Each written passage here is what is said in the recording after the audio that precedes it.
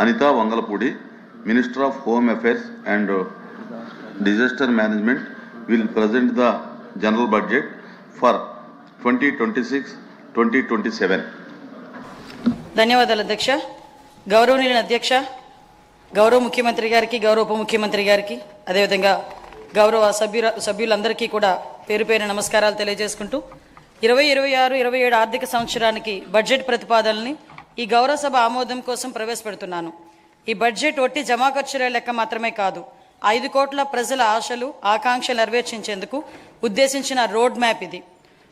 వరుసగా 3వసారి బడ్జెట్ సమర్పించడం నాకు దక్కిన అపూర్వమైన గౌరవంగా భావిస్తూ ఈ అవకాశం ఇచ్చిన ముఖ్యమంత్రి చంద్రబాబు నాయుడు గారికి సర్వదా కృతజ్ఞతలు తెలియజేసుకుంటూ, మా దృష్టిలో బడ్జెట్ అంటే కేవలం పద్దుల ప్రకటన కాదు, ఇది అంకెలకు అతీతం. రాష్ట్ర అభివృద్ధి, ప్రజా సంక్షేమాలని జోడెద్దుల బండిలా పరుగులు పెట్టించాలన్న మా దృఢ సంకల్పాన్ని బలంగా చాటి చెప్పే ఒక ప్రకటన.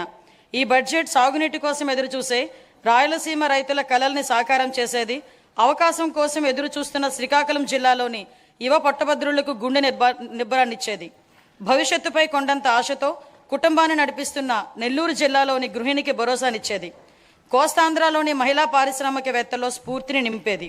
దీనిలో ప్రతిపాదించే ప్రతి రూపాయి రాష్ట్ర ప్రజల ఆశలు ఆకాంక్షల్ని సాకారం చేసేందుకు ఉద్దేశించింది. గత ప్రభుత్వ విధ్వంసకర పాలన చేసిన లోతైన గాయాలు, మిగిల్చిన చేదు అనుభవాలు మనం ఏం చేయకూడదో నిరంతరం గుర్తు చేస్తున్నాయి. గత ప్రభుత్వ దుష్ట పరిపాలన వల్ల రాష్ట్రానికి జరిగిన భారీ నష్టాన్ని, ఆర్థిక విధ్వంసాన్ని గమనంలో ఉంచుకొని 2024 సంవత్సర బడ్జెట్ ప్రవేశపెట్టాను. గత ప్రభుత్వం మిగిల్చిన గాయాలను మాన్పి 5 ఏళ్ల విషాదాన్ని దాటుకొని రాష్ట్రాన్ని పునర్నిర్మాణం దిశగా నడిపించేందుకు 2024 బడ్జెట్ బలమైన పునాది వేసింది. 2025 బడ్జెట్ స్వర్ణాంధ్ర 2047 లక్ష్యానికి అనుగుణంగా రాష్ట్రాన్ని అభివృద్ధి పదంలో నడిపింది. అంత భారీ విధ్వంసానికి గురైన రాష్ట్రాన్ని పునర్నిర్మించేందుకు 2 ఏళ్లు చాలా తక్కువ సమయం. 2014లో జరిగిన అహేతుక విభజన రాష్ట్రానికి తగిలిన మొదటి దెబ్బ అయితే 2019-24 మధ్య అప్పటి ప్రభుత్వం చేసిన దుష్పరిపాలన రాష్ట్రానికి తగిలిన మరో పెద్ద షాక్. గత ప్రభుత్వం చేసిన ఆర్థిక విధ్వంసం, అపసవ్య విధానాలు, పాలకుల అసమర్థత రాష్ట్రాన్ని మరింత ఇబ్బందుల్లో కూరుకుపోయేలా చేశాయి. ఇన్ని సవాళ్లను ఎదుర్కొంటూ కూడా కూటమి ప్రభుత్వం అనుసరించిన నిర్మాణాత్మకమైన విధానాల వల్ల 2024 జూన్ నుంచి 20 నెలల్లో రాష్ట్రం అద్భుతమైన అభివృద్ధి పదంలో సాగిందని చెప్పడానికి గర్వపడుతున్నాను. ఇప్పటి వరకు మనం ఏం సాధించాం, ఇప్పుడు ఎక్కడున్నాం, ఇంకా చేయాల్సిందేంటి అన్న అంశాన్ని కూలంకషంగా మదింపు చేసుకొని ఈ బడ్జెట్ రూపొందించాం. అటు ఉత్తరాంధ్ర నుంచి ఇటు రాయలసీమ వరకు ప్రజల జీవితాల్లో గొప్ప మార్పు తేవడం ఈ బడ్జెట్ ఉద్దేశం, మా లక్ష్యం. కేవలం కాగితాలపై కనిపించే వృద్ధి లెక్కలు కానే కాదు, అభివృద్ధి సంక్షేమ ఫలాలని క్షేత్రస్థాయిలోని ప్రజలకు అందేలా చేసి వారి జీవితాల్లో వెలుగులు చూడాలన్నదే మా తపన. విధ్వంసం నుంచి వికాసం దిశగా 2024 జూన్ నుంచి ఇప్పటి వరకు సాగిన అభివృద్ధి ప్రయాణం నిజంగా అద్భుతం. 2024-25లో అధికారంలోకి వచ్చిన మొదటి సంవత్సరంలోనే ఆర్థిక వ్యవస్థను మళ్లీ గాడిలో పెట్టాం. 2019-24 మధ్య 10.3% పడిపోయిన ఆర్థిక వృద్ధి రేటును 2024-25లో 11.7% పెంచాం.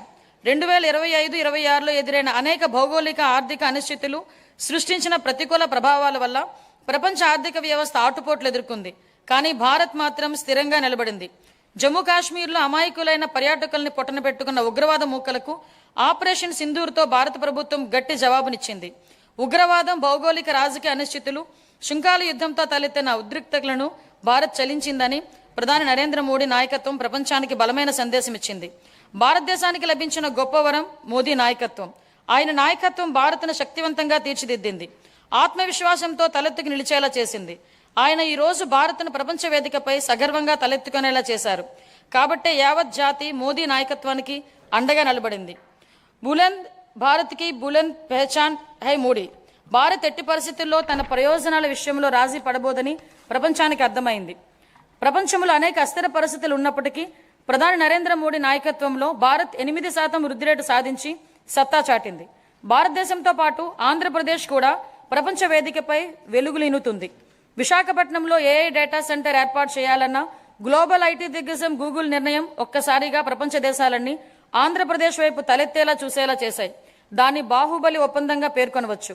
ప్రపంచ పెట్టుబడులకు గమ్యస్థానం ఆంధ్రప్రదేశ్ అని ఆ ఒప్పందం రుజువు చేసింది.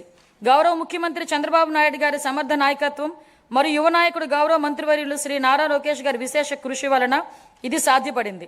ఇదే కాదు, రాష్ట్రంలో పెట్టుబడులు వస్తున్నాయి, ప్రభుత్వంపై నమ్మకం పెరిగింది అంటే అది గౌరవ ముఖ్యమంత్రి గారి దార్శనిక పరిపాలన మరియు గౌరవ ఉప ముఖ్యమంత్రి శ్రీ పవన్ కళ్యాణ్ గారి విశ్వనీయ భాగస్వామ్యం వల్లనే సాధ్యమైంది. ఈ మార్పుకి సారథులు మన రాష్ట్ర ప్రజలేనని మేము బలంగా నమ్ముతున్నాం. 2024 జూన్లో రాష్ట్ర ప్రజలు ఎన్డీఏకి కనీ విని ఎరుగని రీతిలో ఘన విజయం కట్టబెట్టినప్పుడే ఈ మార్పు మొదలైంది. ప్రజలు మాకు వేసిన ప్రతి ఓటు వెనకాల వారి ఉద్దేశం బలంగా ప్రస్ఫుటమైంది. ప్రజలు వారితో పాటు వారి పిల్లలకు సురక్షితమైన బంగారు భవిష్యత్తు కోసం ఎన్డీఏని అధికారంలోకి తీసుకొచ్చారు. గత ప్రభుత్వం పారిశ్రామికవేత్తల్ని, పెట్టుబడిదారుల్ని రాష్ట్రం నుంచి తరిమివేసింది. 2019-24 మధ్య అప్పటి పాలకుల నుంచి ఎదురైన చేదు అనుభవాలతో పెట్టుబడిదారులు రాష్ట్రానికి రావాలంటేనే భయపడిపోయారు. పెట్టుబడులు రాకపోవటం, ఉన్న పరిశ్రమలనే మూసివేయటంతో నిరుద్యోగం తాండవించింది. కూటమి అధికారంలోకి వచ్చాక ఈ 20 నెలల్లో పరిస్థితులు పూర్తిగా మారాయి. పెట్టుబడిదారులకు దేశంలోనే అత్యంత అనుకూలమైన పరిస్థితులు ఇప్పుడు మన రాష్ట్రంలో ఉన్నాయి. దేశ జనాభాలో కేవలం 4.2% వాటా మాత్రమే ఉన్నప్పటికీ ఆంధ్రప్రదేశ్ ఇప్పుడు పెట్టుబడులను ఆకర్షించడంలో మిగతా రాష్ట్రాలను వెనక్కి నెట్టింది. పెట్టుబడిదారులకు అత్యంత స్నేహపాత్రమైన రాష్ట్రంగా నిలిచింది. బ్యాంక్ ఆఫ్ బరోడా నివేదిక ప్రకారం 2025-26 ఆర్థిక సంవత్సరంలో ప్రతిపాదిత పెట్టుబడుల్లో 25% ఆంధ్రప్రదేశ్కు రావటమే దీనికి నిదర్శనం. బ్రాండ్ చంద్రబాబు వల్లే ఇది సాధ్యమైంది. ఇప్పటి వరకు మనం ఈజ్ ఆఫ్ డూయింగ్ బిజినెస్ గురించి మాట్లాడే వాళ్ళం, ఇప్పుడు గేర్ మార్చాం. స్పీడ్ ఆఫ్ డూయింగ్ బిజినెస్ ఇప్పుడు మన నినాదం. గౌరవ ముఖ్యమంత్రి చంద్రబాబు నాయుడు గారి సమర్థ నాయకత్వం, దార్శనికత, ప్రభుత్వ సుస్థిర విధానాలు రాష్ట్రాన్ని విజన్ స్వర్ణాంధ్ర 2047 లక్ష్యం దిశగా వేగంగా నడిపిస్తున్నాయి. ఆంధ్రప్రదేశ్ భవిష్యత్తుని స్వర్ణమయం చేసే మహాక్రతువులో గౌరవ ముఖ్యమంత్రి చారిత్రాత్మక పాత్ర పోషిస్తున్నారు. తాను నాటిన చెట్ల నీడలో తానెప్పటికీ కూర్చోలేనని తెలిసినా భావి తరాల కోసం చెట్లు నాటే వ్యక్తే జీవితం యొక్క నిజమైన విలువలను అర్థం చేసుకున్నవాడు అన్న విశ్వకవి గురుదేవులు శ్రీ రవీంద్రనాథ్ ఠాగూర్ మాటల్ని ఇక్కడ నేను ఉటంకిస్తున్నా. గౌరవ ముఖ్యమంత్రి ఈ భావనకు అసలైన ప్రతిరూపం. ఆయన కేవలం దూరదృష్టి గల నాయకుడు మాత్రమే కాదు, దాన్ని సాకారం చేయగల దక్షత గల నాయకుడు. తన దార్శనికతో అమలు చేస్తున్న విధానాలు భావితరాలకు మేలు చేస్తాయన్న దృఢ విశ్వాసంతో వాటి సాధనకు అహర్నిశలు నిస్వార్థంగా కృషి చేస్తున్న గొప్ప నాయకుడు ఆయన. సమాజ క్షేమం కోసం 365 రోజులు అవిశ్రాంతంగా ఒక తపస్సులా ఆయన పనిచేస్తున్నారు. 1990వ దశకంలో ఆయన ఇన్ఫర్మేషన్ టెక్నాలజీ గురించి మాట్లాడినప్పుడు, దార్శనికతను అమల్లో పెట్టినప్పుడు దాని ఫలితం ఎలా ఉంటుందో చాలా మందికి అర్థం కాలేదు. కానీ అప్పటి యువత దాంతో ప్రయోజనం పొంది జీవితంలో పురోగమించడమే కాకుండా ప్రపంచవ్యాప్తంగా అవకాశాలన్నీ అందిపుచ్చుకొని సత్తా చాటారు. అప్పుడు ఆయన అమలు చేసిన సంస్కరణలు, తీసుకున్న విప్లవాత్మక నిర్ణయాలతో వెలిగించిన దీపం లక్షలాది మంది జీవితాల్లో వెలుగు నింపింది. నేడు ఆయన విజయగాథను ఆయనే పునరావృతం చేస్తున్నారు. కానీ ఇప్పుడు మరింత గొప్ప దూరదృష్టితో, మరింత సమున్నత లక్ష్యంతో కొత్త చరిత్రను లిఖించబోతున్నారు. భవిష్యత్తును అంచనా వేసేందుకు ఉత్తమ మార్గం దాన్ని సృష్టించడమే అన్న సూక్తిని బలంగా నమ్మే వ్యక్తి గౌరవ ముఖ్యమంత్రి. Deep tech, AI, quantum computing వంటి ఆధునిక టెక్నాలజీలు, ప్రతి కుటుంబం నుంచి ఒక ఎంటర్ప్రినర్ వంటి విధానాలు కేంద్రంగా ఆయన ఇప్పుడు రాష్ట్రాన్ని సరికొత్త శకంలోకి నడిపిస్తున్నారు. ఆయన మార్గదర్శకత్వంలో ఏపీ వెల్త్ ఫండ్ ప్రారంభించబోతున్నాం. రాబోయే రోజుల్లో అది నార్వే, అబుదాబి సావరిన్ వెల్త్ ఫండ్లా విస్తృతమై మొత్తం రాష్ట్రాన్ని నడిపించడానికి సరిపోవచ్చు. నాతో సహా ఈనాటి సమాజానికి దాని ప్రాముఖ్యత అర్థం కాకపోవచ్చు. కానీ ఐటీ రంగంలో ఆయన చూపిన చొరవ వల్ల 1990 నాటి యువతరం లబ్ధి పొందినట్టే ఈనాటి యువత కూడా ఈ ఏఐ, డీప్ టెక్, క్వాంటంతో భవిష్యత్తులో ఖచ్చితంగా లబ్ధి పొందుతుంది. ఆర్థిక వనరుల పరంగా మనం ఇప్పటికీ సంక్షోభం నుంచి పూర్తిగా బయటపడలేదు. పరిస్థితులు అంత సానుకూలంగా కూడా లేవు. గత ప్రభుత్వం మిగిల్చిన ఆర్థిక అస్తవ్యస్తత పరిస్థితులు అధిగమించే క్రమంలో ఇప్పటికీ అనేక సవాళ్లను ఎదుర్కొంటున్నాం. కానీ రాష్ట్ర అభివృద్ధి, సంక్షేమానికి సంబంధించి మా లక్ష్యాల్లో మార్పు లేదు. మా సంకల్పం చెక్కు చెదరలేదు. మా ప్రయాణాన్ని స్థిరంగా కొనసాగించేందుకు ప్రధాని నరేంద్ర మోడీ నుంచి అమూల్యమైన మద్దతు, సహకారం లభిస్తున్నాయి. ఆయనకు కృతజ్ఞతలు తెలియజేస్తున్నాం. కేంద్ర మంత్రి నిర్మలా సీతారామన్ గారు అందిస్తున్న గొప్ప సహకారం గురించి ప్రత్యేకంగా ప్రస్తావించాలి. కష్టకాలంలో ఆమె రాష్ట్రానికి వెన్నుదన్నుగా నిలబడ్డారు. పోలవరం ప్రాజెక్టుని మళ్లీ గాడిలో పెట్టడం, రాజధాని అమరావతి నిర్మాణాన్ని పునఃప్రారంభించడంలో పూర్తి సహకారం అందించారు. రాయలసీమ గ్లోబల్ హార్టికల్చర్ ప్రాజెక్టుని ముందుకు తీసుకెళ్లేందుకు అవసరమైన తోడ్పాటు అందించారు. గత ప్రభుత్వం ఎడాపెడా చేసిన అప్పుల భారాన్ని తగ్గించుకునేందుకు రుణాల పునర్వ్యవస్థీకరణకు అమూల్యమైన సహకారం అందజేశారు. ఆమెకు హృదయపూర్వక కృతజ్ఞతలు తెలియజేస్తున్నా. 2026-27 సంవత్సరానికి సంబంధించి ఫిబ్రవరి 1న ప్రవేశపెట్టిన కేంద్ర బడ్జెట్ రాష్ట్రానికి ఆశాకిరణంలా కనిపిస్తుంది. దానిలో రాష్ట్ర అభివృద్ధికి అనేక అవకాశాలు కనిపిస్తున్నాయి. తూర్పు కోస్తా పారిశ్రామిక కారిడార్, పర్యాటక కేంద్రాల అభివృద్ధి, ఎలక్ట్రికల్ బస్సుల కొనుగోలుకు పూర్వోదయం పథకం ఉపయోగపడుతుంది.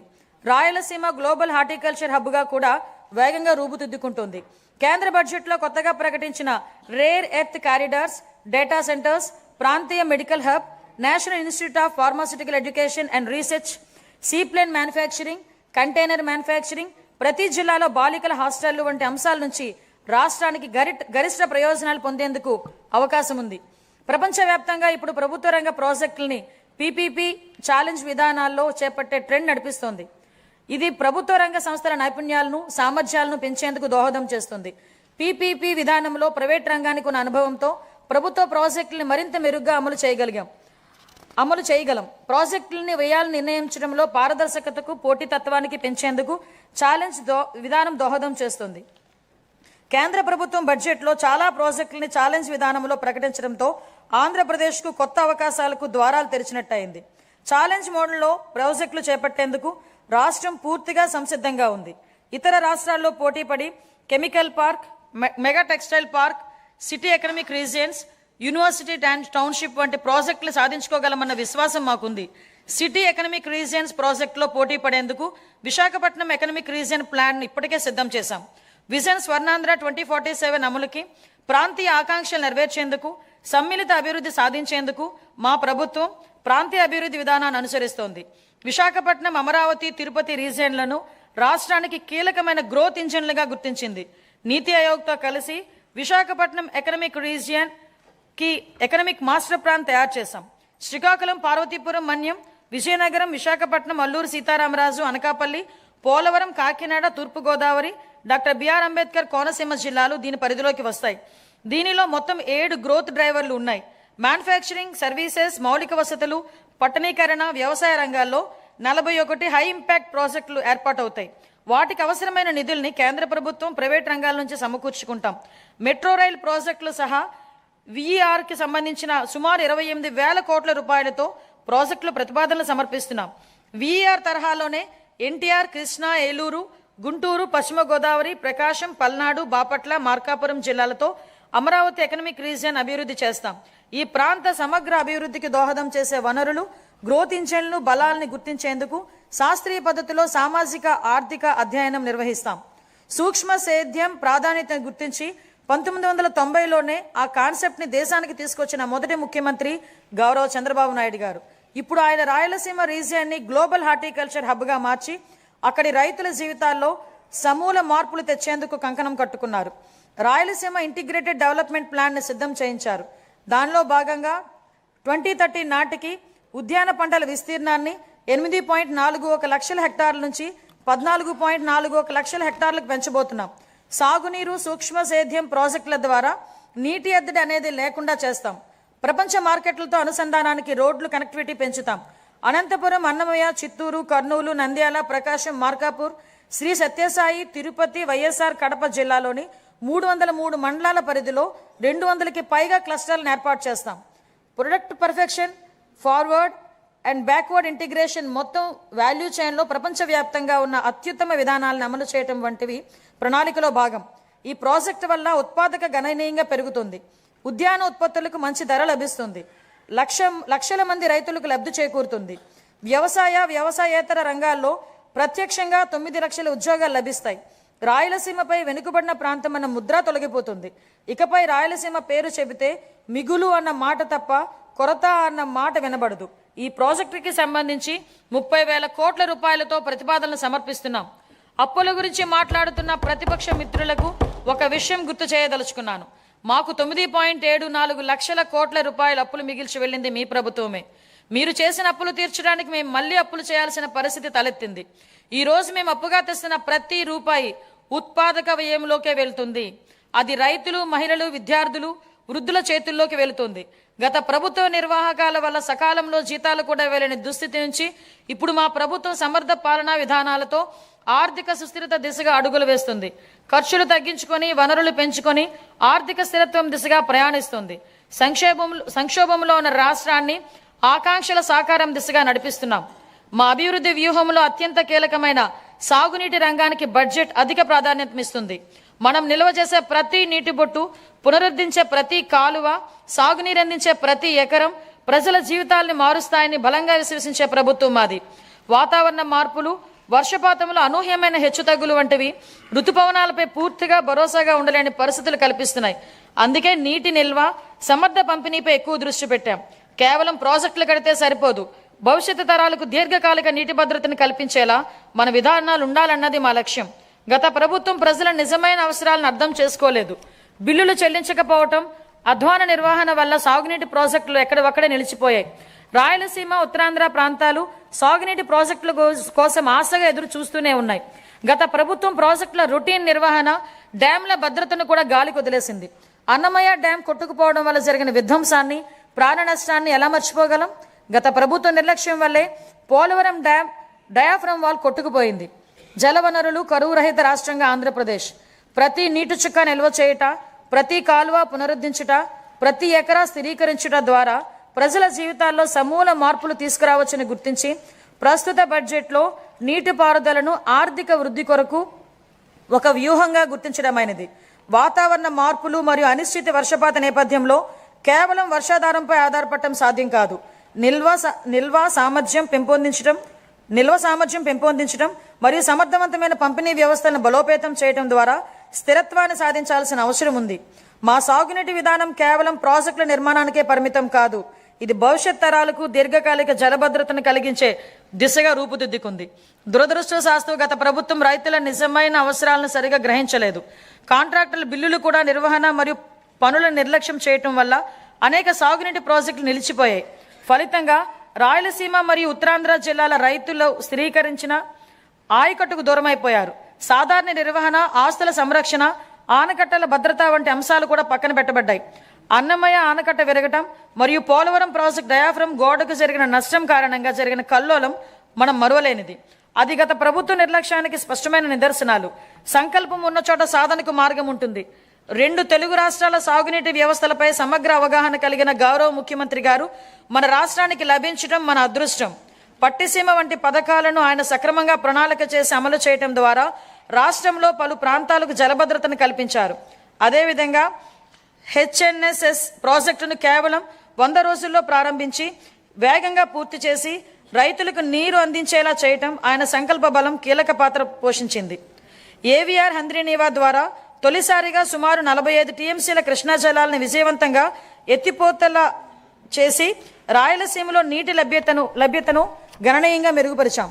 పోలవరం ప్రాజెక్టు విషయంలో పెండింగ్లో ఉన్న 5,000 కోట్ల బిల్లులను చెల్లించి పనులను వేగవంతం చేశాం.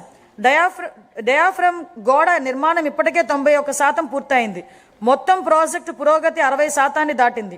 వెలుగొండ ప్రాజెక్ట్, బీఆర్ఆర్ వంశధార దశ 2, అలాగే వంశధార నాగావళి మరియు నాగావళి చంపావతి నదుల అనుసంధాన పనుల్లో సమాంతరంగా గణనీయమైన పురోగతి సాధించబడింది. అదే సమయంలో రాష్ట్ర వ్యాప్తంగా విస్తృత స్థాయిలో చేపట్టిన ఆపరేషన్ అండ్ మెయింటెనెన్స్, ఎస్డిఎంఎఫ్ మరియు ఎఫ్డిఆర్ పనులు సాగునీటి వ్యవస్థలను స్థిరీకరిస్తున్నాయి. 5 ఏళ్ల విరామం అనంతరం మొత్తం 6,047 నీటి వినియోగదారుల సంఘాలను ప్రజాస్వామ్య పద్ధతిలో పునరుద్ధరించడం ద్వారా సాగునీటి నిర్వహణలో రైతుల భాగస్వామ్యాన్ని మళ్లీ బలోపేతం చేశాం. ఇక ముందు బీఆర్ఆర్ వంశధార దశ 2, ఏవిఆర్ హంద్రీనీవా, పూల సుబ్బయ్య, వెలుగొండ మరియు పోలవరం ప్రాజెక్టులను పూర్తి చేయడానికి మా ప్రభుత్వం కట్టుబడి ఉంది. రాయలసీమను శాశ్వతంగా కరువు రహిత ప్రాంతంగా మార్చడానికి పోలవరం, నల్లమల సాగర్ అనుసంధానంపై మేము చురుగ్గా దృష్టి సారించాం.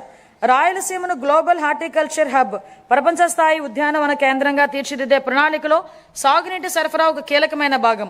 2026-27 ఆర్థిక సంవత్సరానికి గాను జల వనరుల శాఖకు 18,224 కోట్ల రూపాయల కేటాయింపును ప్రతిపాదిస్తున్నాను. వ్యవసాయం, పశుసంవర్ధక, ఉద్యానవనం, మత్స్య సహకార రంగాలు. వ్యవసాయం గాడి తప్పితే మిగతా ఏ రంగానికి సక్రమంగా నడిచే అవకాశమే ఉండదు. ఎంఎస్ స్వామినాథన్ వ్యాఖ్యలు. వ్యవసాయం తప్పితే మరే రంగానికి సరిగా నడిచే అవకాశం ఉండదు.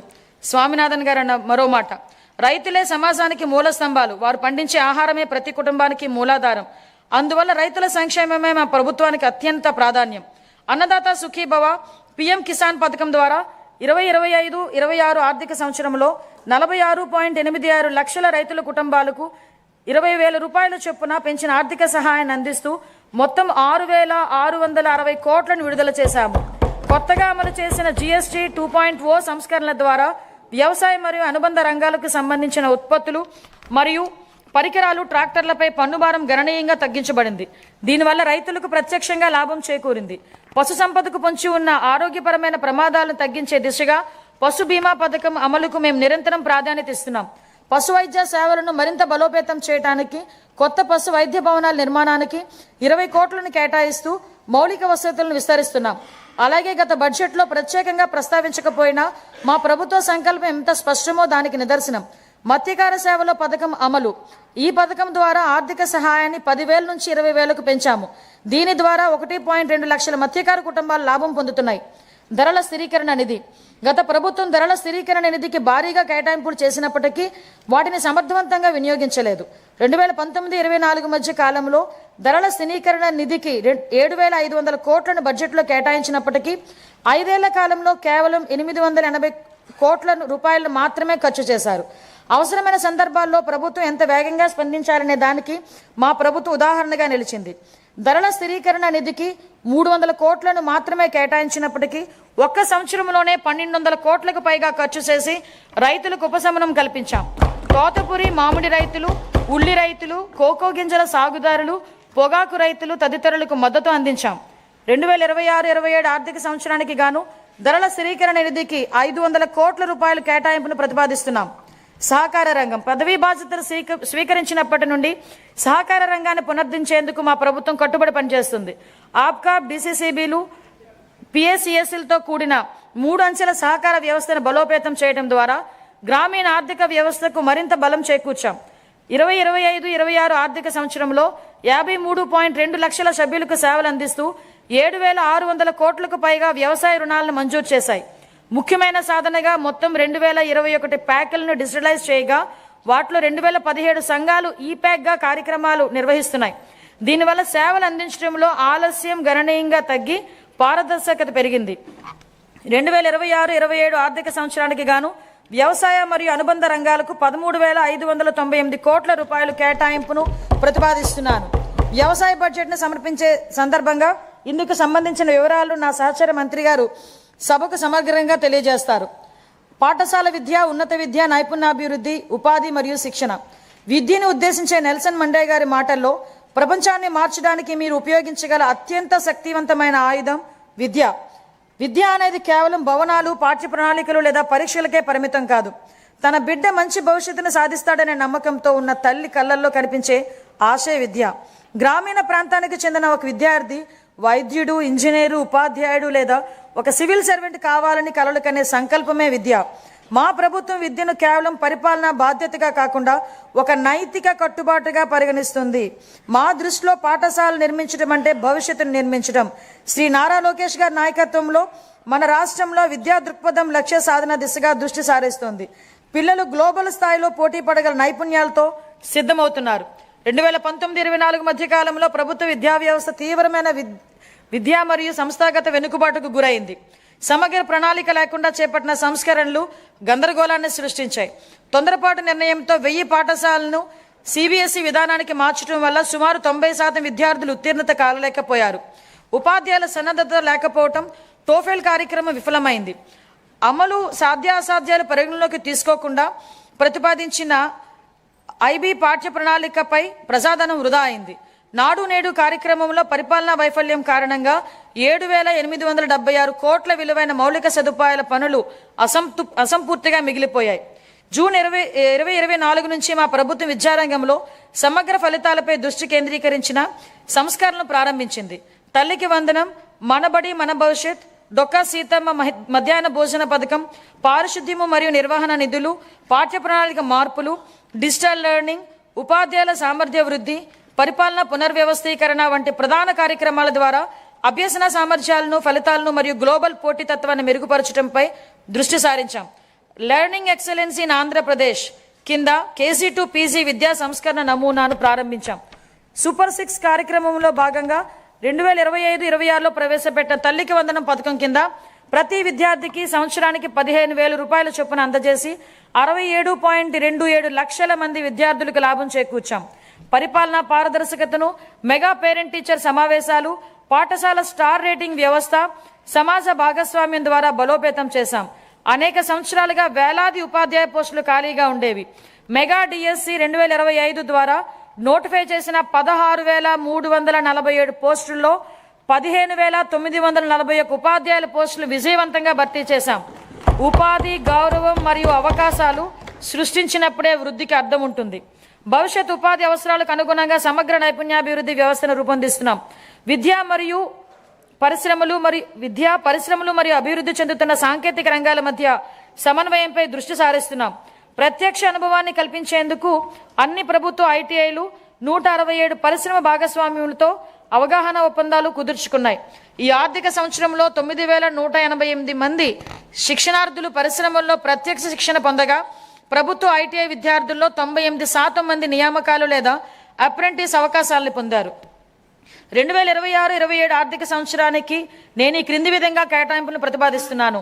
పాఠశాల విద్యాశాఖకు 32,308 కోట్లు, అందులో ప్రజా పాఠశాలల మౌలిక వసతుల సమగ్ర అభివృద్ధికి 1,500 కోట్లు, ఉన్నత విద్యాశాఖకు 2,567 కోట్లు, నైపుణ్యాభివృద్ధి మరియు శిక్షణ శాఖకు 1,232 కోట్ల రూపాయలు ప్రతిపాదిస్తున్నాను. పంచాయతీరాజ్ మరియు గ్రామీణాభివృద్ధి గౌరవ ఉప ముఖ్యమంత్రి శ్రీ కె పవన్ కళ్యాణ్ గారి నాయకత్వంలో ఆంధ్రప్రదేశ్ గ్రామీణ ముఖ చిత్రం రూపాంతరం చెందుతుంది. 2025-26 ఆర్థిక సంవత్సరంలో 3.44 లక్షల ఎన్నికైన ప్రజాప్రతినిధులు మరియు కార్యనిర్వాహకులకు శిక్షణ ఇవ్వడం ద్వారా ఆంధ్రప్రదేశ్ దేశవ్యాప్తంగా ప్రథమ స్థానాన్ని సాధించింది. 15 ఆగస్టు 2019 నుంచి 2024-25 వరకు అమల్లో ఉన్న జల్ జీవన్ మిషన్ కింద గత ప్రభుత్వం మొత్తం 26,824 కోట్ల ప్రాజెక్ట్ వ్యయంలో కేంద్ర భాగస్వామ్యంగా లభించిన నిధులలో కేవలం 2,255 కోట్లను మాత్రమే వినియోగించింది. 2023-24లో కేంద్రం నుంచి తక్కువ కేటాయింపులు వచ్చినప్పటికీ ఛత్తీస్గఢ్, జార్ఖండ్, గుజరాత్, ఒడిశా వంటి రాష్ట్రాలు ఆంధ్రప్రదేశ్ కంటే ఎక్కువగా ఖర్చు చేశాయి. మా ప్రభుత్వం ఈ పథకాన్ని పునరుద్ధరించేందుకు ముందడుగు వేసింది. మా విజ్ఞప్తిని స్వీకరించి పథకం గడువుని 2028 వరకు పొడిగించిన భారత ప్రభుత్వానికి మా కృతజ్ఞతలు.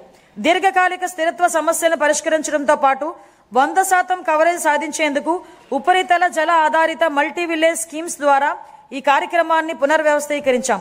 ప్రతి వ్యక్తికి రోజుకి 55 లీటర్ల తాగునీటి సరఫరాను నిర్ధారించే దిశగా చర్యలు తీసుకుంటున్నాం. గ్రామీణ అనుసంధానతను బలోపేతం చేస్తూ 4,000 కిలోమీటర్లకు పైగా గ్రామీణ రహదారుల పనులను చేపట్టడం జరిగింది. వీటిలో అనేక పనులు పూర్తి చేయడం జరిగింది మరియు మిగతా పనులు ముగింపు దశలో ఉన్నాయి. దీని ద్వారా దూర ప్రాంతాల గ్రామాల్లో మార్కెట్ ప్రాప్తి, ఆదాయ వృద్ధి మరియు ఆర్థిక స్థిరత్వం మెరుగుపడుతుంది. శాస్కీ కింద 2,123 కోట్లను కేటాయించాం. 2026-27 ఆర్థిక సంవత్సరానికి పంచాయతీరాజ్ మరియు గ్రామీణాభివృద్ధి శాఖకు 22,942 కోట్లను కేటాయించాలని నేను ప్రతిపాదిస్తున్నాను. పర్యావరణం, అటవీ, విజ్ఞాన శాస్త్రం మరియు సాంకేతిక శాఖ 2019-24 మధ్యకాలంలో పరిపాలనా వైఫల్యాల కారణంగా ఎర్రచందనం అక్రమ రవాణా, అక్రమ గనుల తవ్వకం, అటవీ భూముల ఆక్రమణల వంటి ఘటనలు చోటు చేసుకున్నాయి. ఆంధ్రప్రదేశ్ను హరిత ఆంధ్రప్రదేశ్గా తీర్చిదిద్దడం మా లక్ష్యం. 2030 నాటికి 37% మరియు 2047 నాటికి 50% పచ్చదనం సాధించే దిశగా అటవీ సంపదను స్థిరంగా నిర్వహించడం, ఎడారీకరణను ఎదుర్కోవడం వంటి చర్యలను అమలు చేస్తున్నాం. వ్యూహాత్మక పర్యావరణ రక్షణ వలయంగా గ్రీన్ కవర్ వాల్ ఆఫ్ ఆంధ్రప్రదేశ్ను అమలు చేయనున్నాం. 2026-27 ఆర్థిక సంవత్సరానికి పర్యావరణం, అటవీ, విజ్ఞాన శాస్త్రం మరియు సాంకేతిక శాఖకు 714 కోట్లను కేటాయించాలని నేను ప్రతిపాదిస్తున్నాను. పట్టణాభివృద్ధి అమృత్ 2.0 పథకం కింద 117 పట్టణ స్థానిక సంస్థలలో మొత్తం 506 ప్రాజెక్టులు అమల్లో ఉన్నాయి. అదనంగా UIDF మరియు AIB సహకారంతో చేపట్టిన ప్రాజెక్టులు కూడా పురోగతిలో ఉన్నాయి. ఈ ప్రాజెక్టులన్నింటినీ 2027 డిసెంబర్ నాటికి పూర్తి చేయాలనే లక్ష్యంతో ముందుకు సాగుతున్నాం. ఈ సందర్భంలో 2 సంవత్సరాల వ్యవధిలో UIDF కింద ఆంధ్రప్రదేశ్కు అదనంగా 4,000 కోట్లను మంజూరు చేయడంలో సహకరించిన గౌరవ కేంద్ర ఆర్థిక మంత్రి గారికి మా కృతజ్ఞతలు. 1982లోనే స్వర్గీయ ఎన్టీ రామారావు గారు ఆహార భద్రత ప్రాధాన్యతను గుర్తించారు. అదే స్ఫూర్తితో మా ప్రభుత్వం ప్రస్తుతం 204 అన్నా క్యాంటీన్లు నిర్వహిస్తోంది. 2026 మార్చి నాటికి వాటి సంఖ్యను 275కు పెంచి అతి పేద ప్రజలకు కూడా తగిన ఆహారం అందుబాటులో ఉండేలా చేసి ఆకలిని నివారించడమే మా లక్ష్యం. విశాఖపట్నం మరియు విజయవాడ వంటి ప్రధాన నగరాల్లో ఆధునిక మెట్రో రైలు వ్యవస్థలో ప్రయాణించే కళ త్వరలోనే సాకారం కానుంది. ప్రధానమంత్రి ఆవాస్ యోజన ఎన్టీఆర్ నగర్స్ కింద ఆర్థికంగా బలహీన వర్గాలకు చెందిన కుటుంబాలకు 25 లక్షల గృహ పట్టాలు ఇళ్లను అందించి సొంత ఇంటి కళ నెరవేర్చడమే మా ప్రభుత్వ లక్ష్యం. అమరావతి ప్రజల రాజధాని.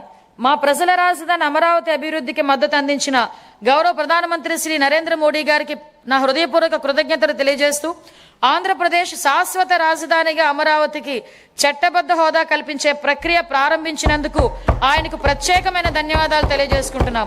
వివిధ ఆర్థిక సంస్థల ద్వారా స్వయం సమృద్ధి నమూనాలో నిధులను సమీకరించి పనులు వేగంగా ముందుకు తీసుకెళ్తున్నాం. 57,868 కోట్ల విలువైన 97 పనులకు పరిపాలన అనుమతులు జారీ చేశాం. ఇది మా ప్రభుత్వం ప్రజల రాజధాని అమరావతి నిర్మించాలనే నిబద్ధతకు స్పష్టమైన నిదర్శనంగా తెలియజెప్పుకుంటున్నాం. 2026-27 ఆర్థిక సంవత్సరానికి మున్సిపల్ పరిపాలన మరియు పట్టణాభివృద్ధి శాఖకు 14,539 కోట్లను కేటాయించాలని నేను ప్రతిపాదిస్తున్నాను. న్యాయశాఖ, హోం, మద్య నిషేధం మరియు ఎక్సైజ్, అగ్నిమాపక శాఖలు. మంచివారు భయపడనప్పుడు చెడు శక్తులు బలహీనమవుతాయి.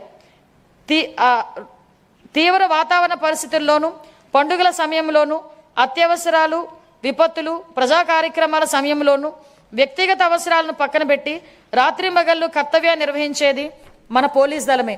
కాకి యూనిఫామ్ గౌరవం మరియు హుందాతనాన్ని భుజాన మోస్తూ ఏదైనా ఆపద వస్తే మొదటిగా స్పందించేది వారే. వారి సేవాభావం, త్యాగ స్ఫూర్తిని మా ప్రభుత్వం అత్యంత గౌరవంగా భావిస్తుంది. గత పాలనలో దెబ్బతిన్న పోలీస్ వ్యవస్థ గౌరవాన్ని పునరుద్ధరించేందుకు మా ప్రభుత్వం కట్టుబడి ఉంది. గౌరవ ముఖ్యమంత్రి గారి హామీ మేరకు శాంతి భద్రతల యంత్రాంగాన్ని సమూలంగా మార్చడానికి ఈ క్రింది ఆధునికీకరణ మరియు సంక్షేమ చర్యలు తీసుకుంటున్నాం. పోలీస్ శాఖకు 3,000 కొత్త వాహనాలను త్వరలో అందించనున్నాం. డిజిటల్ అరెస్టులు, ఆన్లైన్ మోసాలు వంటి ఆధునిక నేరాలను ఎదుర్కొనేందుకు ప్రతి జిల్లాలోని ప్రత్యేక సైబర్ క్రైమ్ పోలీస్ స్టేషన్ ఏర్పాటు చేస్తాం. స్మార్ట్ పోలీసింగ్ల ల్యాబ్ల స్థాపన, కృత్రిమ మేధస్సు ఆధారిత ప్రాజెక్టులు, ఆధునిక కమ్యూనికేషన్ మరియు భద్రతా పరికరాలు, సీసీటీవీ మరియు డ్రోన్ వినియోగంతో సాంకేతికంగా దృఢమైన పోలీస్ వ్యవస్థ నిర్మిస్తున్నాం. కొత్త ఏపీ పోలీస్ అకాడమీ స్థాపన కోసం 94 ఎకరాలు కేటాయించాం. నిర్మాణ పనుల ప్రారంభానికి ఈ సంవత్సరంలోనే 15 కోట్ల రూపాయలని కేటాయింపును ప్రతిపాదిస్తున్నాం. శ్రీకాకుళం, రాజమండ్రి, ప్రకాశం, చిత్తూరు జిల్లాల్లో 4 కొత్త ఇండియా రిజర్వ్ ఏపీఎస్పీ బెటాలియన్లు ప్రారంభించి 3,920 పోస్టులు మంజూరు చేశాం. పౌర పోలీస్ నిష్పత్తిని మెరుగుపరిచేందుకు 5,757 స్టైఫండరీ క్యాడెట్ ట్రైనీ కానిస్టేబుల్ నియమించాం. శిక్షణ సమయంలో వారికి ఆర్థిక మద్దతుగా నెలవారీ భత్యాన్ని 4,500 నుంచి 12,000 రూపాయలకు 3 రెట్లు పెంచినట్టు గౌరవ ముఖ్యమంత్రి గారు ప్రకటించడం జరిగింది.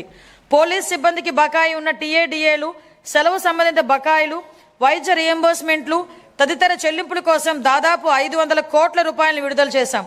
పీసీ నుంచి డీజీపీ వరకు 20 లక్షల నుంచి 45 లక్షల వరకు ఉచిత బీమా కవరేజ్ కల్పించే గ్రూప్ పర్సనల్ యాక్సిడెంట్ ఇన్సూరెన్స్ పథకాన్ని పునరుద్ధరించాం. గత 5 ఏళ్లుగా విస్తరించిన గాంజాయి సమస్యను ప్రత్యేక విభాగం ఈగల్ ద్వారా మరియు డ్రోన్ల వినియోగంతో కట్టడి చేస్తున్నాం. మహిళల భద్రత గురించి శక్తి యాప్ను ప్రారంభించాం.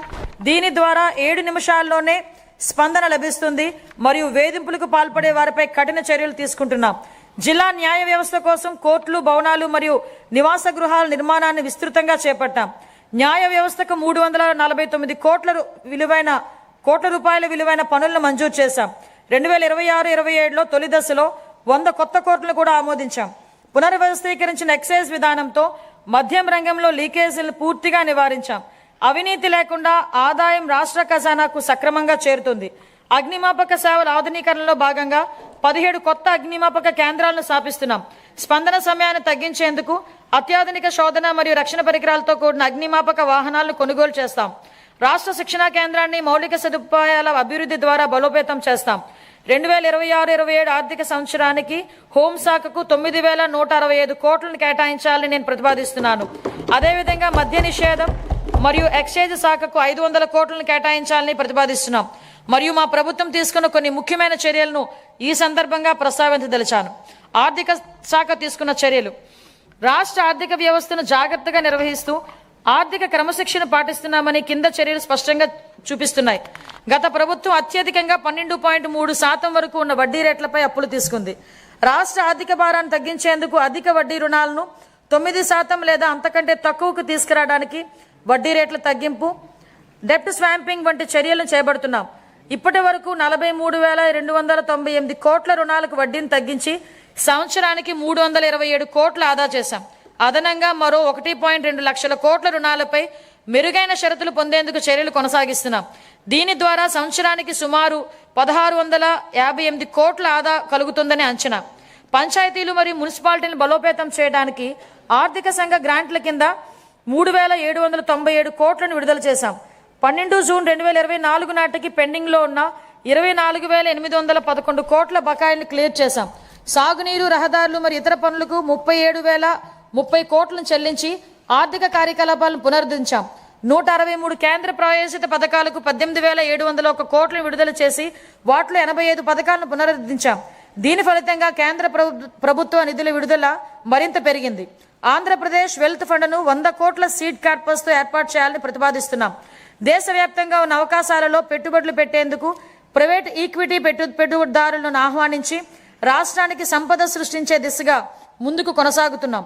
సంస్కరణలు స్పీడ్ ఆఫ్ డూయింగ్ బిజినెస్ సిద్ధాంతానికి అనుగుణంగా ప్రభుత్వంలో చట్టాలు, నియమాలు, నిబంధనలు, ప్రభుత్వ ఉత్తర్వులను సమీక్షించి పరిపాలనా ప్రక్రియలను సరళీకరించి పెట్టుబడులకు అనుకూల వాతావరణాన్ని మరియు పౌర సేవల మెరుగుదలను కల్పిస్తున్నాం. ఇదే దిశలో ప్రభుత్వ రంగ సంస్థలను పునరుద్ధరించి వాటి ఖాతాలు మరియు ఆడిట్ వ్యవస్థను క్రమబద్ధీకరించి లాభదాయకంగా మార్చేందుకు చర్యలు తీసుకుంటున్నాం. కేంద్ర ప్రభుత్వ విధానానికి అనుగుణంగా రాష్ట్ర పబ్లిక్ సెక్టార్ల సంస్థలు టిఆర్ఈడిఎస్ డిజిటల్ ప్లాట్ఫామ్ ద్వారా బిల్ డిస్కౌంటింగ్ విధానాన్ని అనుసరిస్తాయి. శాస్కీ కింద 2025-26లో 12 ఫిబ్రవరి 2026 నాటికి ఆంధ్రప్రదేశ్ 6,544 కోట్లను పొందింది. మార్చి 31 నాటికి మరో 1,438 కోట్లు అందుకోనుంది. ఇది 2023-24లో పొందిన 4,090 కోట్లతో పోలిస్తే దాదాపు రెట్టింపు. దేశంలో తొలిసారిగా రీఇమాజినింగ్ పబ్లిక్ ఫైనాన్స్ సమ్మిట్ను నవంబర్ 2025లో విశాఖపట్నంలో నిర్వహించాం. ఈ సమ్మిట్లో ఇతర రాష్ట్ర ప్రభుత్వాలు మరియు జాతీయ, అంతర్జాతీయ ఆర్థిక సంస్థల ప్రతినిధులు పాల్గొన్నారు. 2 రోజుల చర్యల ఫలితంగా ఏపీ లాజిస్టిక్ కార్పొరేషన్ స్థాపనకు దారితీసింది. అలాగే పబ్లిక్ సెక్టార్లో వినూత్న ఆర్థిక నమూనాల ద్వారా ప్రైవేట్ పెట్టుబడులను ఆకర్షించే మార్గాలు ఏర్పడ్డాయి. భవిష్యత్ విధానాలు జూన్ 2024 నుంచి రాష్ట్రాన్ని ప్రపంచ స్థాయి పోటీతత్వంతో ముందుకు తీసుకెళ్లేందుకు 26 పునర్వ్యవస్థీకరించిన విధానాలను ప్రవేశపెట్టాం. వాటిలో ముఖ్యమైనవి ఆంధ్రప్రదేశ్ పారిశ్రామిక అభివృద్ధి విధానం 4.0, ఆంధ్రప్రదేశ్ ఎంఎస్ఎంఈ పారిశ్రామికవేత్తల అభివృద్ధి విధానం 4.0, ఆంధ్రప్రదేశ్ సమగ్ర స్వచ్ఛ ఇంధన విధానం, ఆంధ్రప్రదేశ్ ఆవిష్కరణ మరియు స్టార్టప్ విధానం, ఆంధ్రప్రదేశ్ పర్యాటక విధానం. ఈ విధానాలు ఆంధ్రప్రదేశ్ని పెట్టుబడులకు అనుకూలమైన, స్థిరమైన మరియు సమగ్ర అభివృద్ధి సాధించే రాష్ట్రంగా తీర్చిదిద్దే దిశగా ముందుకు తీసుకెళ్తాయి. పరిశ్రమలు, మౌలిక సదుపాయాలు మరియు పెట్టుబడులు, సమాచార సాంకేతికం, ఎలక్ట్రానిక్స్ మరియు కమ్యూనికేషన్స్, ఆవిష్కరణలు మరియు భవిష్యత్ సంసిద్ధత. నేడు కృషి చేసిన వారిదే రేపటి భవిష్యత్, నేటి పెట్టుబడే రేపటి ఉపాధి అని మేము విశ్వసిస్తున్నాం. ఊహాత్మక ప్రణాళికలు మరియు నిరంతర సంస్కరణల ద్వారా ఆంధ్రప్రదేశ్ను పరిశ్రమలు మరియు ఆవిష్కరణలకు అగ్రగామిగా, గమ్యస్థానంగా నిలబెట్టేందుకు కట్టుబడి ఉన్నాం. 2019-24 మధ్యకాలంలో పారిశ్రామిక అభివృద్ధి పూర్తిగా దెబ్బతింది. అయితే మా ప్రభుత్వ అచంచల కృషితో కేవలం 18 నెలల్లో బ్రాండ్ ఆంధ్రాను పునరుద్ధరించాం. జూన్ 2024 నుండి 9.68 లక్షల కోట్ల విలువైన 1.19 లక్షల పెట్టుబడి ప్రతిపాదనలు ఆమోదించబడి 5.41 లక్షల ఉద్యోగ అవకాశాల సృష్టికి మార్గం సుగమమైంది. మా విజన్ ప్రపంచంతో పోటీ, స్థానికంగా చేయూత. ఇటీవల నిర్వహించిన గ్లోబల్ పార్ట్నర్షిప్ సమ్మిట్ 2025లో 13.25 లక్షల కోట్లకు పైగా పెట్టుబడి ఒప్పందాలు కుదిరాయి. 16.13 లక్షల ఉద్యోగావకాశాల సామర్థ్యంతో 600 MOAలు సంతకం చేయబడ్డాయి.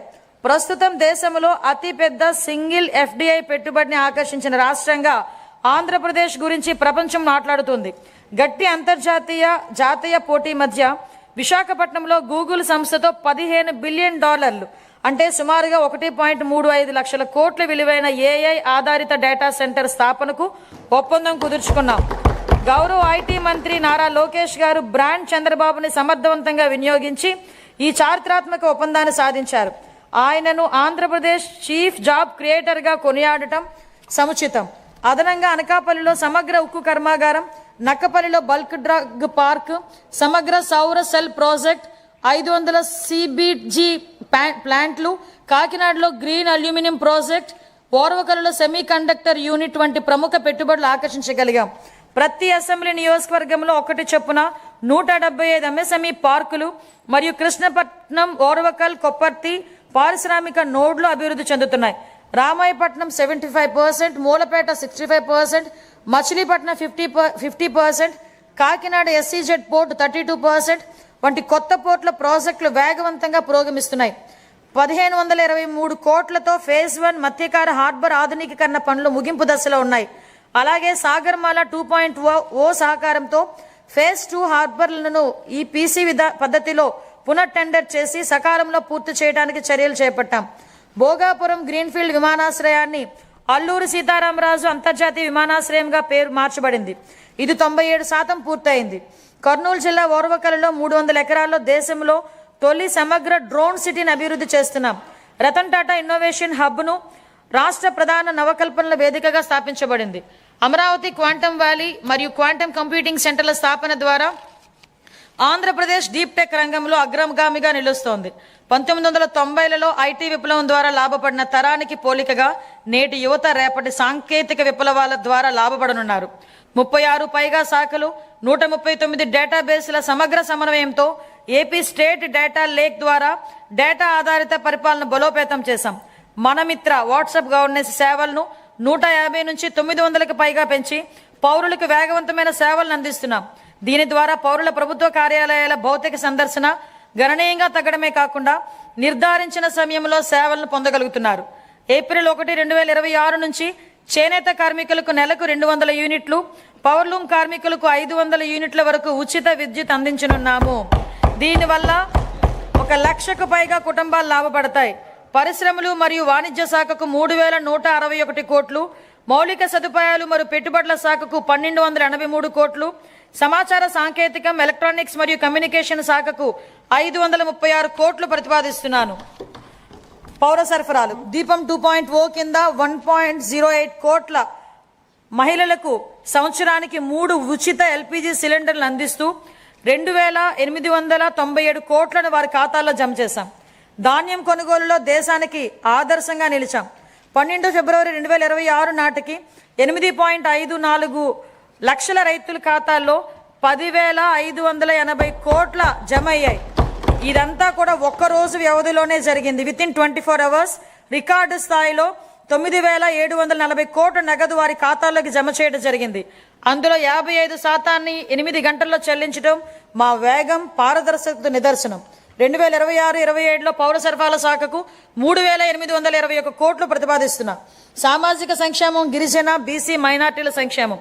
అభివృద్ధి అంటే కేవలం భవనాలు కాదు, గౌరవప్రదమైన జీవనమే అసలైన అభివృద్ధి. గౌరవనీయ ముఖ్యమంత్రి గారి హృదయానికి అత్యంత సన్నిహితమైన అంశం సంక్షేమం. సంక్షేమం అనేది కేవలం దాతృత్వం కాదని, అది సమానత్వం, గౌరవం మరియు సామాజిక న్యాయం పట్ల ప్రభుత్వానికి ఉన్న అంకిత భావం అని ఆయన బలంగా నమ్ముతారు.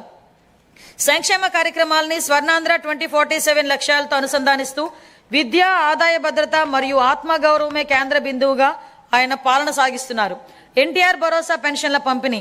రాష్ట్ర సంక్షేమ చరిత్రలో ఎన్టీఆర్ భరోసా పెన్షన్ల పంపిణీ ఒక మైలురాయి. లక్షలాది కుటుంబాలకు పెద్ద కొడుకులా గౌరవనీయ ముఖ్యమంత్రి గారు స్వయంగా లబ్ధిదారుల ఇళ్లకు వెళ్లి పెన్షన్లు అందజేస్తూ వారికి భరోసా కల్పిస్తున్నారు. దేశంలో మరెక్కడా లేని విధంగా డీబీటీ ద్వారా 4,000 నుంచి 15,000 రూపాయల వరకు పెన్షన్లు అందిస్తున్న ఏకైక రాష్ట్రం ఆంధ్రప్రదేశ్. గత 19 నెలల్లో 58,000 కోట్ల కంటే ఎక్కువ విలువైన పెన్షన్ల లబ్ధిదారులకు పంపిణీ చేయడం జరిగింది. ఆర్థిక ఒత్తిడి ఉన్నప్పటికీ సూపర్ 6ను విజయవంతంగా అమలు చేశాం. ఎస్సీ, ఎస్టీ, బీసీ, ఈడబ్ల్యూఎస్ మైనార్టీలకు fee reimbursement, post matric scholarships, auto డ్రైవర్ల సేవలో, మత్స్యకార సేవలో ఉచిత విద్యుత్ వంటి పథకాలు అమలు చేస్తున్నాం. జూన్ 2024 నుంచి ఇప్పటి వరకు మేము చేపట్టిన 743 సాంఘిక సంక్షేమ హాస్టళ్ల మరమ్మతులు మరియు రెసిడెన్షియల్ పాఠశాల పునరుద్ధరణలో పిల్లల పట్ల మా ప్రభుత్వం చూపే శ్రద్ధ స్పష్టంగా కనబడుతుంది. పిల్లలు మంచిగా చదువుకోవడానికి స్వచ్ఛమైన తాగునీరు, సీసీటీవీ రియల్ టైం పర్యవేక్షణలు కల్పించి వారి ఆరోగ్యం మరియు భద్రతా వ్యవస్థను మెరుగుపరుస్తున్నాం. వీరికి మరింత సౌకర్యాల కల్పనకు హాస్టళ్లు మరియు రెసిడెన్షియల్ పాఠశాలల నేను 300 కోట్లు కేటాయించాలని ప్రతిపాదిస్తున్నా. 2025-26 మధ్యకాలంలో వివిధ పథకాల ద్వారా మైనార్టీల సంక్షేమం గురించి 3,766 కోట్ల రూపాయలు ఖర్చు చేశాం. చాలా కాలం క్రితం మూలన పడిన ప్రధానమంత్రి జన్ వికాస్ కార్యక్రమం పునరుద్ధరించాం. 3 సంవత్సరాలుగా నిద్రాణంగా ఉన్న రాష్ట్ర వక్ఫ్ బోర్డును మేము పునరుద్ధరించాం. మైనార్టీలకు ఆర్థిక సహాయంలో భాగంగా ఇమాములకు గౌరవ వేతనం 10,000 రూపాయలు, మౌజములకు 5,000 రూపాయలు, పాస్టర్లకు 5,000 రూపాయలు మరియు చదువులో వెనుకబడిన విద్యార్థుల ఎంట్రన్స్ కోచింగ్ వంటి కార్యక్రమాల ద్వారా మా ప్రభుత్వం రాష్ట్ర వ్యాప్తంగా మైనార్టీ వర్గాల విద్యా పురోగతి, ఆర్థిక సాధికారత మరియు సామాజిక అంశాలపై దృష్టి సారించింది. ఉన్నత విద్య మరియు వృత్తి విద్యను అభ్యసించే బీసీ విద్యార్థులకు పూర్తి ట్యూషన్ ఫీజు రియంబర్స్మెంట్, అలాగే పోస్ట్ మెట్రిక్ విద్యార్థులకు నిర్వహణ భత్యం ఇవ్వబడుతుంది. మేము కలుగిత కార్మికులకు మద్యం దుకాణాల్లో 10% రిజర్వేషన్లు కల్పించాం. నాయి బ్రాహ్మణుల సెలూన్లకు ఉచిత విద్యుత్తులను నెలకు 200 యూనిట్లు పెంచాం. వడ్డెర కులస్తులకు మైనింగ్ లీజుల్లో 15% రిజర్వేషన్లు మరియు సీనరేజ్ ఛార్జెస్ పై 50% సబ్సిడీని కల్పించాం. మహిళా సంక్షేమం. డాక్టర్ బిఆర్ అంబేద్కర్ గారు ఇలా అన్నారు, ఒక సమాజం యొక్క పురోగతిని మహిళలు సాధించిన పురోగతి స్థాయి ద్వారా నేను కొలుస్తాను. స్వర్గీయ ఎన్టీ రామారావు గారు మహిళలకు ఆస్తిలో సమాన వాటా కల్పించగా మా ప్రభుత్వం ఉద్యోగాలు మరియు విద్యా సంస్థల్లో మహిళలకి 33% రిజర్వేషన్లు అమలు చేసింది. స్వర్ణాంధ్ర 2047 దార్శనికతను సాధించడంలో మహిళలు ప్రధాన పాత్ర పోషిస్తున్నారు. సంవత్సరానికి ఆశించిన 15% వృద్ధి రేటును సాధించడానికి ఆర్థిక కార్యకలాపాల్లో వారి భాగస్వామ్యాన్ని పెంచడం చాలా ముఖ్యం. గౌరవనీయ ముఖ్యమంత్రి ఒక సంవత్సరంలో 1,00,000 మంది మహిళా వ్యవస్థాపకులను సృష్టించాలని లక్ష్యంగా పెట్టుకున్నారు. వన్ ఫ్యామిలీ వన్ ఎంటర్ప్రీనర్ చెరువు కింద స్వయం సహాయక సంఘాలను మహిళలను చిన్న మరియు మధ్య తరహా వ్యవస్థాపకులుగా మార్చుతున్నారు. జూన్ 2024 నుంచి మేము ప్రవేశపెట్టిన అనేక సంస్కరణల ద్వారా మహిళలకు అనేక ప్రోత్సాహకాలు అందించాం. ప్రస్తుత సంవత్సరంలో మా ప్రభుత్వం 9,958 అంగన్వాడీ కేంద్రాలను అప్గ్రేడ్ చేసింది. 4,687 మినీ అంగన్వాడీలను ప్రధాన కేంద్రాలుగా అప్గ్రేడ్ చేశాం. అప్గ్రేడ్ చేయబడిన అంగన్వాడీ కేంద్రాల్లో అంగన్వాడీ సహాయకులు నియమించి వంట సౌకర్యాలు మెరుగుపరచబడ్డాయి. ప్రధానమంత్రి జన్మన్ కింద పీవీటీసీ ప్రాంతాల్లో 192 కొత్త అంగన్వాడీ కేంద్రాలు మంజూరు చేయబడ్డాయి. ఇవి 26-27లో పూర్తవుతాయి. అంగన్వాడీ కార్యకర్తలు, సహాయకులు మరియు ఆశా కార్యకర్తలు అంగన్వాడీ కేంద్రాల్లోని పిల్లలకు కీలకమైన సేవలు అందిస్తారు. అందుకు గాను వారి సుదీర్ఘ సేవలను గౌరవిస్తూ మా ప్రభుత్వం వారి పదవి విరమణ సమయంలో గ్రాట్యుటీని అందించడానికి ఉత్తర్వులు జారీ చేసింది. గౌరవ ముఖ్యమంత్రి గారి నాయకత్వంలో వికలాంగుల సమగ్ర అభివృద్ధి కోసం ఇంద్రధనస్సు అనే కార్యక్రమం చేపట్టబడింది.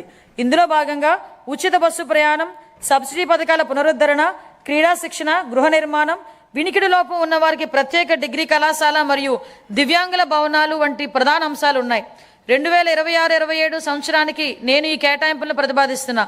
ఎస్సీ కాంపోనెంట్ కోసం 20,644 కోట్లు, ఎస్టీ కాంపోనెంట్ కోసం 9,190 కోట్లు, బీసీ కాంపోనెంట్ కోసం 51,021 కోట్లు, మైనార్టీ వర్గాల సంక్షేమం కోసం 6,090 కోట్లు, మహిళలు మరియు వికలాంగులు మరియు సీనియర్ సిటిజన్ల సంక్షేమం కోసం 4,582 కోట్లు కేటాయించడం జరిగింది. ప్రతిపాదిస్తున్నాం. ఉద్యోగుల సంక్షేమం. ఉద్యోగ సంఘాల నుంచి సలహాలు, సూచనలు కోరిన తర్వాత ఉద్యోగుల భవిష్యత్తు నిధి మరియు పెన్షన్ ప్రక్రియలను సజావుగా మరియు కాగితరహితంగా చేస్తున్నాం. ఈ డిపిసి మాడ్యూల్ ద్వారా ప్రమోషన్ ప్రక్రియ ఆన్లైన్ చేయబడింది. ప్రభుత్వ ఉద్యోగులు మరియు పెన్షనర్లకు చాలా కాలంగా పెండింగ్లో ఉన్న బకాయిలను కూడా చెల్లించడం ప్రారంభించింది. 1,100 కోట్ల రూపాయలు డిఏ మరియు డిఆర్ బకాయిలను విడుదల చేశాం. జీపీఎఫ్ మరియు జిఎల్ఐ చెల్లింపులు క్రమం తప్పకుండా చేయబడుతున్నాయి. సిపిఎస్ ఉద్యోగులకు వారి పిఆర్ఏఎన్ అకౌంట్లలో ప్రభుత్వం వాటాతో కలిపి ఎప్పటికప్పుడే కంట్రిబ్యూషన్ జమ చేస్తున్నాం. మహిళా ఉద్యోగులకు వాళ్ళ వృత్తి మరియు వ్యక్తిగత జీవితాల్లో సమతుల్యను పెంపొందించే దిశగా సర్వీసులో ఎప్పుడైనా పిల్లల సంరక్షణ సెలవును పొందేందుకు వీలుగా పిల్లల వయోపరిమితిని తొలగించాం. ఉద్యోగి ప్రమాదవశాత్తు మరణించిన సందర్భంలో ప్రభుత్వ నిబంధనలకు మించి వారికి బీమా ప్రయోజనం అందించడానికి రాష్ట్ర ప్రభుత్వం జీతం ప్యాకేజ్ కింద మా ప్రభుత్వం బ్యాంకులతో ఒప్పందం కుదుర్చుకుంది. మా ప్రభుత్వం వివిధ కేటగిరీల్లో 30,607 ప్రభుత్వ ఉద్యోగాలను భర్తీ చేసింది. గత ప్రభుత్వ హయాంలో బకాయిలు చెల్లించిన కారణంగా ఆరోగ్య వ్యవస్థలు ఇబ్బందులు ఎదుర్కొన్నాయి. దీనితో చాలా కుటుంబాలపై ఆర్థిక భారం మోపబడి ఆర్థికంగా, మానసికంగా చాలా బాధపడ్డారు. గత ప్రభుత్వం ఆరోగ్య రంగానికి చెల్లించాల్సిన 6,486 కోట్ల రూపాయల బకాయిలను చెల్లించకుండా వదిలివేసింది. వీటిలో ఎక్కువ భాగం మా ప్రభుత్వం చెల్లించి ప్రజలకు ప్రభుత్వం మీద విశ్వాసం కల్పించింది.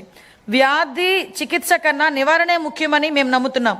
నివారణ వలన ఆరోగ్య అవసరాలపై జేబులోంచి ఖర్చును గణనీయంగా తగ్గిస్తుంది. మా ప్రభుత్వం అధికారం చేపట్టిన తరువాత పౌరుడిని ఆరోగ్య సంరక్షణ కేంద్రంగా ప్రాజెక్ట్ సంజీవిని చేపట్టింది. కుప్పంలో సిటిజన్ హెల్త్ స్క్రీనింగ్ పైలట్ కింద 41 రోగ నిర్ధారణ పరీక్షలను కవర్ చేసి 63,867 మంది వ్యక్తులను పరీక్షించింది.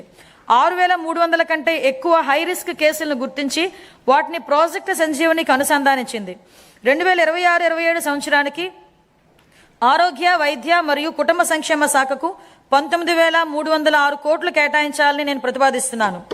కార్మిక శాఖ. కేంద్ర ప్రభుత్వం ప్రవేశపెట్టిన కార్మిక సంస్కరణలకు అనుగుణంగా మా ప్రభుత్వం పాత చట్టాలను సమీకరించి నూతన కార్మిక కోడ్స్ను అమలు చేసింది.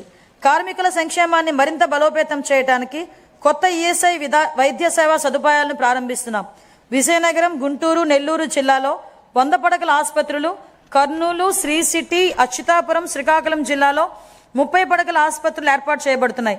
తిరుపతి ఈఎస్ఐ ఆసుపత్రిని 50 పడకల నుంచి 100 పడకలకు విస్తరించడం ద్వారా రాయలసీమ ప్రాంతంలో ద్వితీయ శ్రేణి వైద్య సేవల అందుబాటు గణనీయంగా మెరుగుపడింది. 2026-27 ఆర్థిక సంవత్సరానికి కార్మిక శాఖకు 735 కోట్ల రూపాయలను కేటాయించాలని నేను ప్రతిపాదిస్తున్నాను. గృహ నిర్మాణం.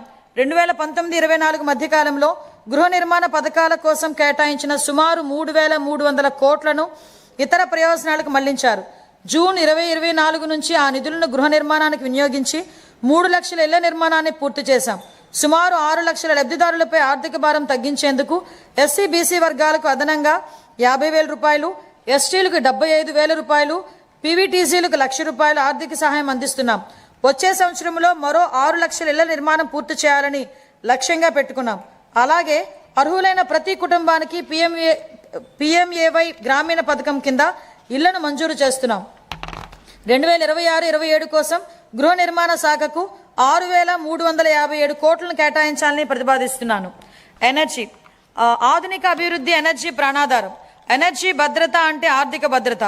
వ్యవసాయం, పరిశ్రమలు, సేవారంగం, విద్య, ఆరోగ్యం ప్రతి రంగం విశ్వసనీయమైన అందుబాటు ధరలలో విద్యుత్పై ఆధారపడి ఉంది.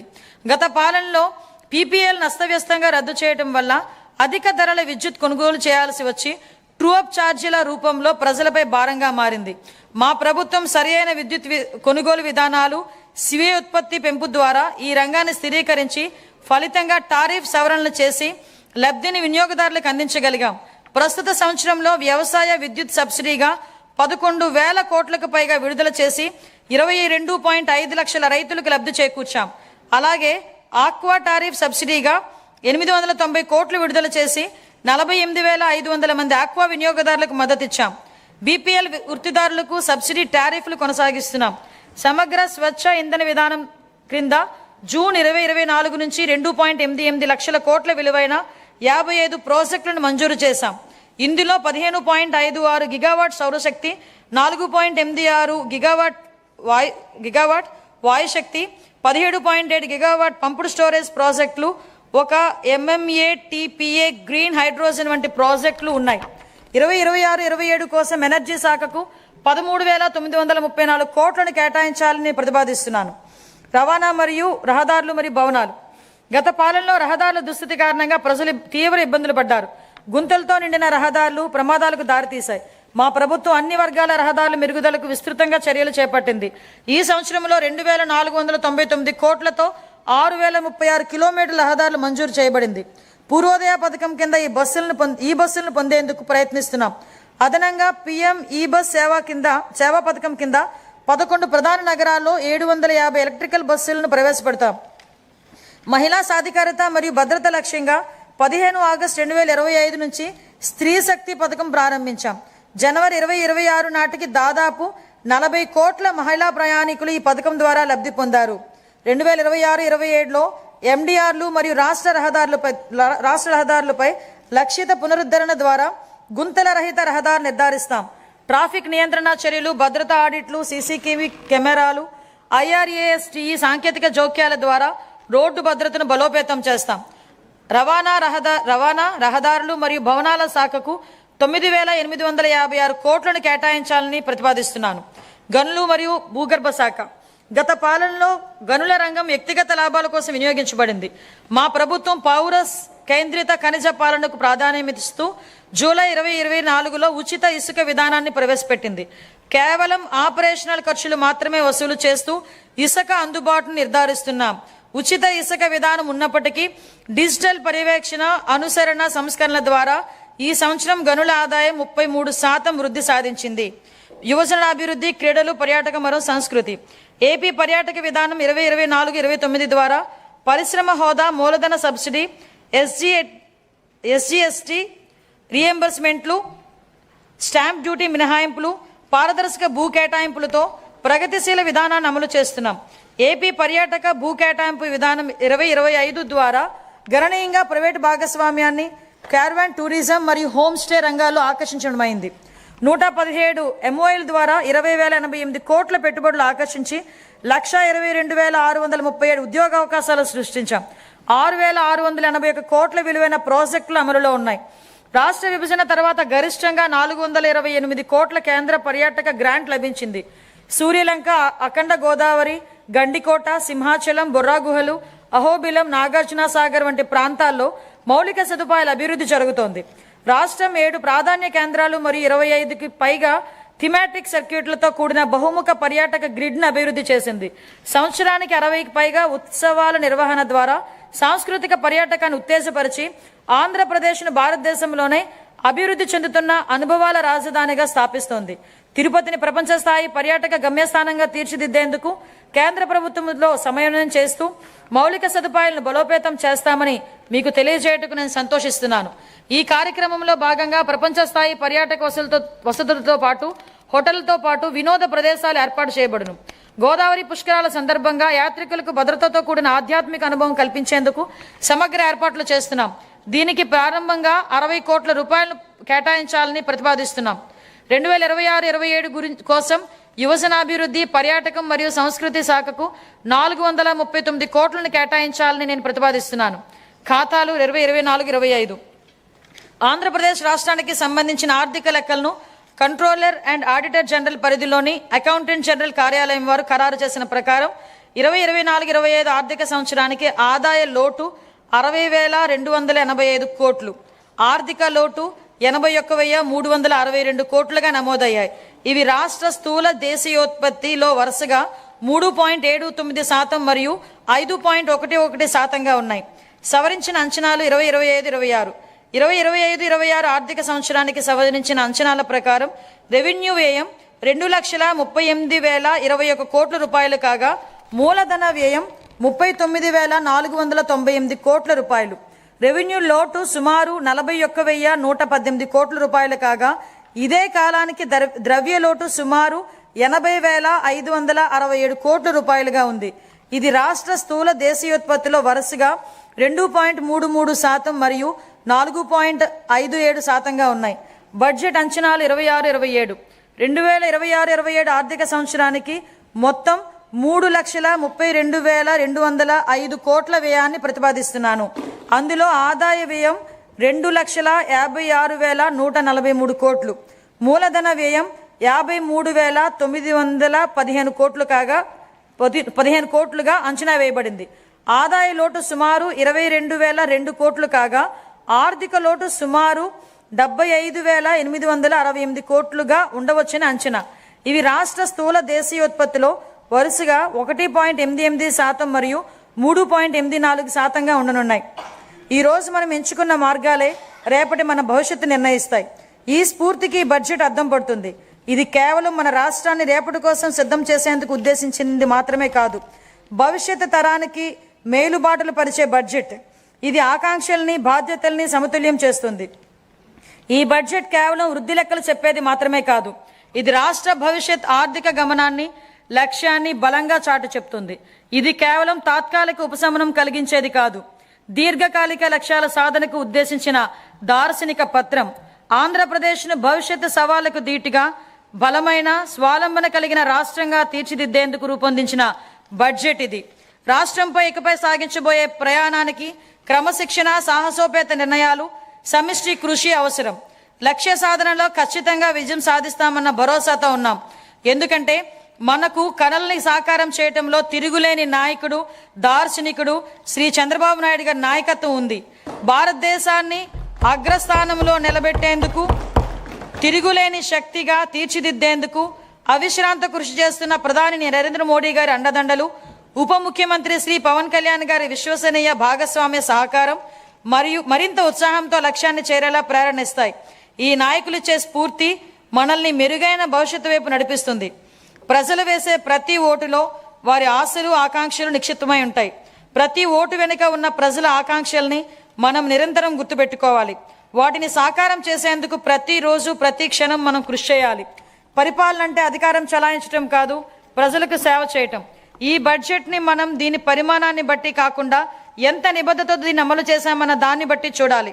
దీనిలో చేసిన ప్రకటనలు బట్టి కాకుండా అవి ప్రజల జీవితాలపై ఎలాంటి ప్రభావం చూపాయన్న దానిపై గుర్తుపెట్టుకోవాలి. ప్రజలు మాపై ఉంచిన అచంచల విశ్వాసానికి కృతజ్ఞతలు తెలియజేస్తూ, వారి సేవ చేసే భాగ్యాన్ని మాకు కల్పించినందుకు ధన్యవాదాలు తెలియజేస్తూ ఈ బడ్జెట్ను గౌరవ సభ ఆమోదం గురించి సమర్పిస్తున్నాం. జై హింద్.